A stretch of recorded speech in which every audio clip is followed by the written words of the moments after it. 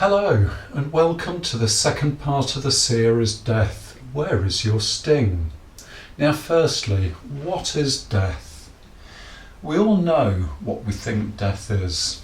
It necessarily involves the heart ceasing to beat, for example, whether by poison, strangulation or a natural wearing out of the heart, such that blood ceases to course through the veins, and that is what causes the lungs and the brain to cease, and a whole lot of other things. It is the blood that gives life as we understand it, and this is reflected in the Bible. For example, in Leviticus 17:11, "For the life of the flesh is in the blood." So, when the blood ceases to flow, that is, when life leaves the flesh. Whilst death may come about in many ways, the final result is the same. The person is dead. In the Bible, there are actually two deaths, called the first death and the second death. The first death is what I have described above. It is when the physical body completely stops working. The second death is a spiritual death or permanent separation, and is discovered mainly in the book of Revelation, and is reserved for those under God's condemnation. Now, is death the final life event? As far as I know, all the world's religions have a concept of life after death in one form or another, whereas atheists believe death is the final life event. But what of Christianity, and what does the Bible say? Job chapter 14 verse 14. "If a man dies, shall he live again?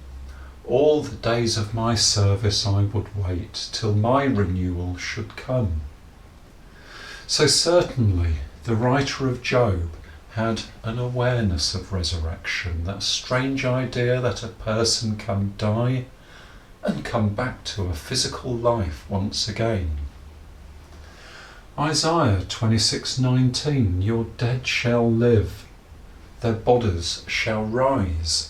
You who dwell in the dust, awake and sing for joy, for your dew is the dew of light, and the earth will give birth to the dead."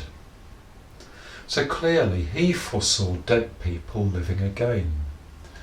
Daniel 12:2, "And many of those who sleep in the dust of the earth shall awake, some to everlasting life, and some to shame and everlasting contempt."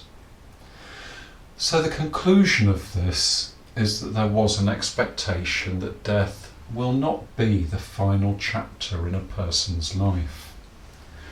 Resurrection necessarily involves the person returning from being dead in the body or form of a person. Now, who will die? Hebrews 9:27.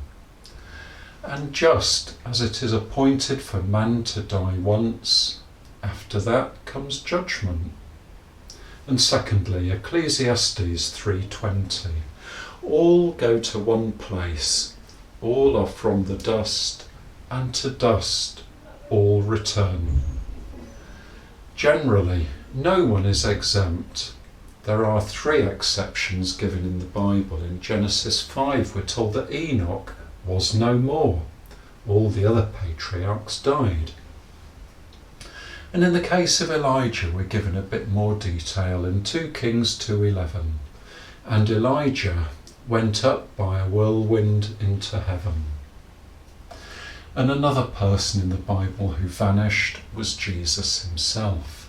Acts 1:9.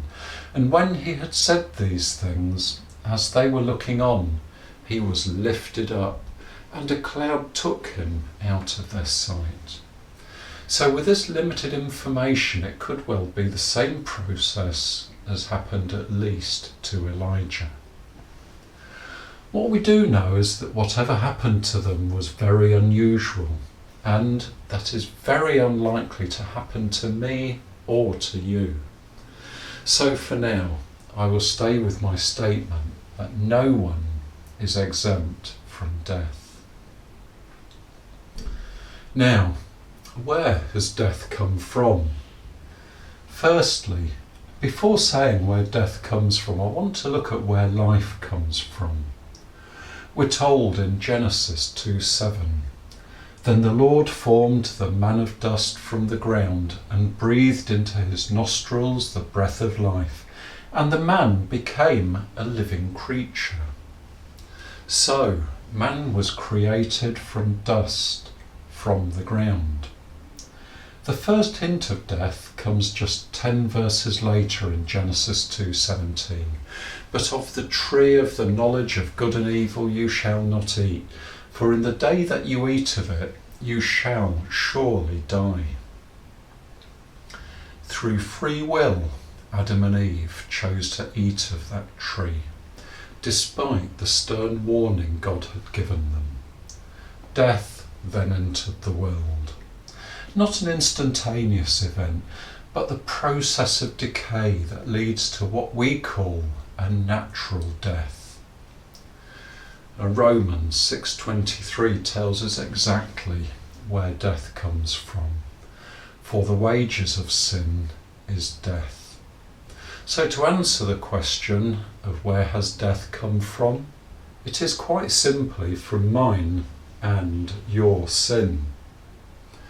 From Genesis 2:17, death is a regular and consistent theme throughout the Bible, up to almost the end of the Bible, when Revelation 21:4 tells us plainly that death is no more.